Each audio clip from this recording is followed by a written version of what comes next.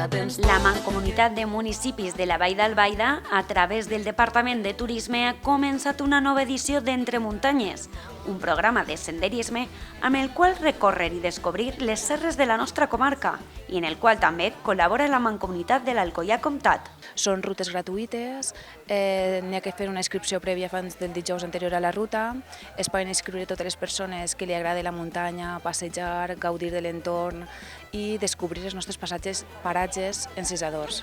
Aquest cap de setmana, Entre Muntanyes ha estat a les localitats de Castelló de Rugat i Agullent. En aquesta última localitat, desenes d'excursionistes es reunien el diumenge a les 9 del matí a la Font Jordana per iniciar una ruta circular en la qual gaudien de l'Ermita de Sant Vicent, el Fornet de la Neu o l'Alt del Torrater, entre altres. Pot vindre qualsevol persona, la senda és molt fàcil i després passem també per la pista perquè la gent estiga més còmoda. Això sí, hi ha que portar un calçat adequat per no esbarar-se, però pot vindre qualsevol persona.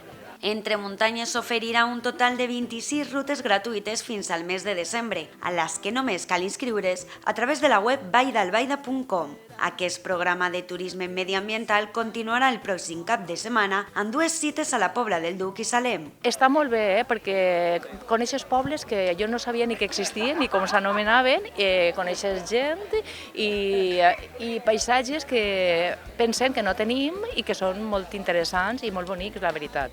Una manera saludable, sostenible i diferent de conèixer tot allò que la Vall d'Albaida té per oferir. Els ulls de fera, eres la València